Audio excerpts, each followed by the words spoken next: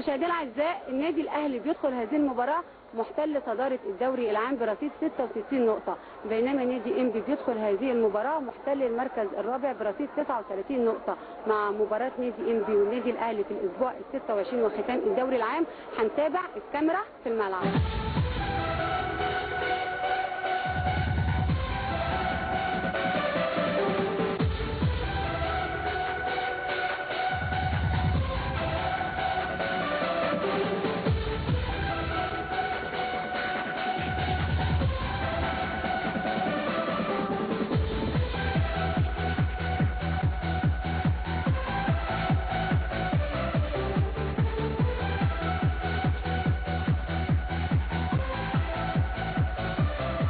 كابتن ضياء السيد، اهلا بحضرتك والكاميرا في الملعب. قبل بدايه المباراه بدقائق تابعنا تدريبات الاهلي خلال الفتره الاخيره، المعسكر اللي بدا يوم الاربعاء وكان فيه تركيز شديد جدا من اللاعبين.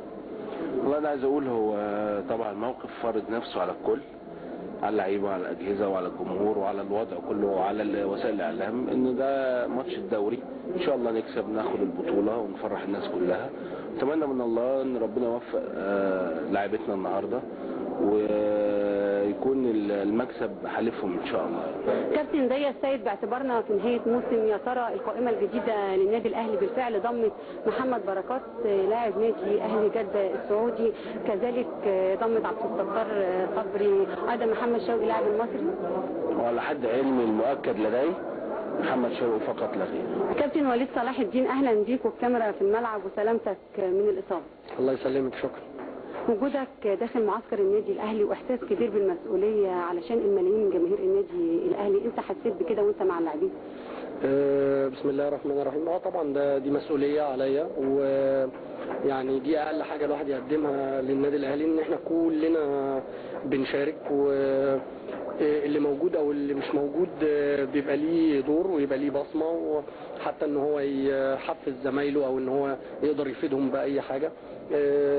انا الحمد لله وشكر الله صممت ان انا اكون موجود مع الفرقه، وكابتن علاء عبد الصادق برضه هو صاحب الراي الاول والاخير في ان انا اكون موجود برضه في المعسكر. احنا لعبنا عدد من المباريات كبير قوي، سواء انا او هادي خشب او عصام، الناس اللي هي الخبره، او محمد عماره، فبنحاول ننقل للعيبه ازاي النهائيات بتكون موجوده او بيكون فيها ايه، وازاي الجماهير يتعاملوا مع الجماهير ويتعاملوا مع الحكم ويتعاملوا مع المباراه. كابتن علاء عبد الصادق، قبل بدايه المباراه بدقائق، يا ترى باعتبار حضرتك مدير الكره بالنادي، اهم الكلام اللي حضرتك قلته في المعسكر بتقوله الان للاعبين؟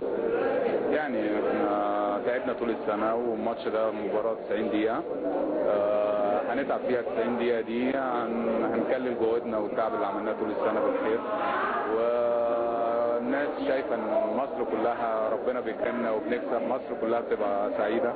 لا قدر الله بيحصل اخفاق او خسارة بنعكنا على ناس كتير قوي، والنادي الاهلي بطبيعته اكبر نادي في الشرق الاوسط وشعبيته عريضة جدا جدا جدا، فاللعيبه طبعا وهي داخله الملعب المقاولين العرب حست بالكلام ده زياده، وكلهم حريصين ان يقدموا مباراه كويسه، واحنا مش طالبين منهم ان هم يبقوا رجاله 90 دقيقه ويأدوا كل اللعيب يطلع اللي عنده، والمكسب ده بتاع ربنا سبحانه وتعالى، فاعتقد لو كل واحد طلع كل اللي عنده ربنا يكرمه ان شاء الله. سمعنا ان بنفرير المدير الفني الهولندي للنادي الاهلي طلب من حضرتك، طلب من اداره النادي الرحيل بعد هذا الموسم، يا ترى الحقيقه فين وايه هي ملامح المدير الفني الجديد للاهلي؟ والله الكلام ده كله ما فيهوش صحه خالص من الصدق يعني. طول عمره النادي الاهلي بعد نهايه الموسم بيقعد الكابتن حسن حمدي اللي هو المشرف العام من قبل مجلس الاداره مع الكابتن طارق سليم اللي هو المشرف العام على الكوره، وبيقرروا ما مدى مصير النادي الاهلي في الفتره اللي جايه. والراجل نهايه عقده بنهايه شهر 6، وبعد كده لو احنا عايزين هنقول له احنا عايزينك تستمر معانا. لو النادي الاهلي شايف ان مصلحته مش معاه مع مدرب تاني هيقول له متشكرين وهيشوف مدرب تاني، انما الكلام ده كله بيؤجل الا بعد نهايه الموسم، فالكلام ده مش مظبوط خالص. كابتن علاء ابراهيم، وانت بتحضر اخر مباريات النادي الاهلي، مباراه بطوله للنادي الاهلي وذهبت الى النادي المصري، يا ترى بتقول ايه لجماهير الاهلي؟ بسم الله الرحمن الرحيم. بقول طبعا ربنا يكرمنا ان دي اخر مباراه لينا في الدوري، وعايزين نحقق بطوله للنادي الاهلي ونسيب ذكرى كويسه يعني. طبعا البطوله احنا تعبنا فيها السنه دي، وان شاء الله ربنا يكرمنا فيها ان شاء الله. كابتن حسام البدري، يا ترى تقول لنا ايه عن خطه هذه المباراه؟ والمعروف ان الاهلي اليوم هيلعب براسين حرب احمد بلال واحمد صلاح. طبعا بالنسبه لمباراه النهارده احنا عارفين اللعبه دي اللي على الفوز، ويمكن كان استعدادنا من منطلق هذا الهدف باذن الله. في الوقت نفسه بنحط في اعتبارنا اداء نادي انبي، لان متوقع جدا ان نادي انبي يهاجم من البدايه. انا مش مع الناس اللي بيقولوا ان انبي هيدافع طول المباراه، لان انبي ليه هدف النهارده برضه هو تحقيق بطوله خاصه، فانا متوقع له ان هو يهاجم من اول المباراه. فسواء انبي هاجم او دافع احنا عاملين حسابنا على كل هذه الظروف، ولكن طبعا بيبقى كل دوت بجانب التوفيق بتاع ربنا باذن الله.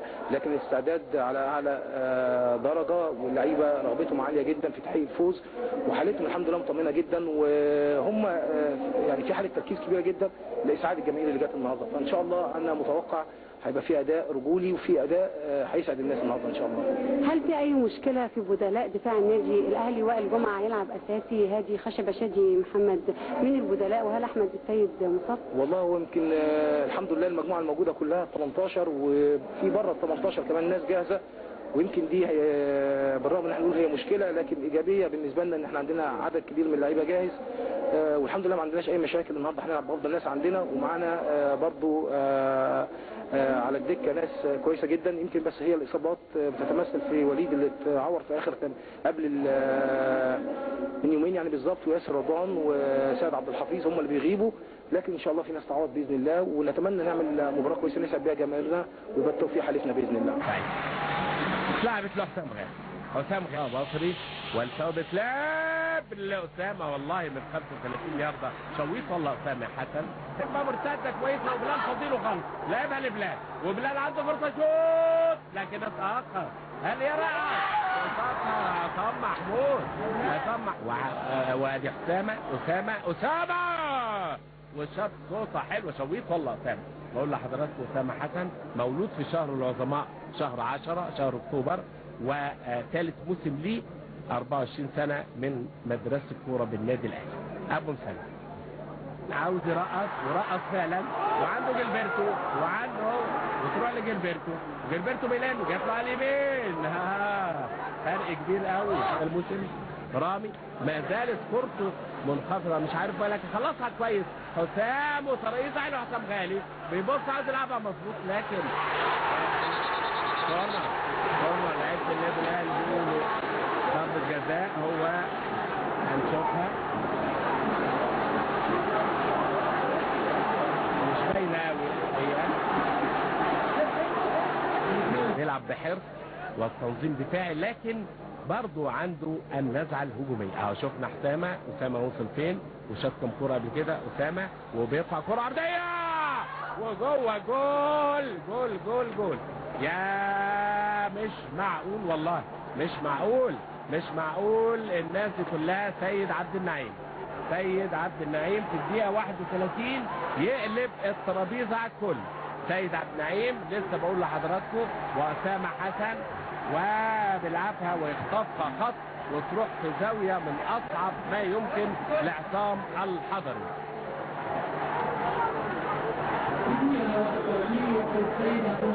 سيد عبد النعيم يقلب الترابيزه على الكل، وعملها والله سيد عبد النعيم في الدقيقه 31 ويحرز هدف. اخر حاجه كانت الناس بتفكر تفتكرها ان النادي الاهلي يخش فيه هدف في البدايه. صعب الموقف قوي على بومبرير وجهازه وجمهوره، واتلعبت لبلال بره. وائل وشادي وهادي سمير صبري.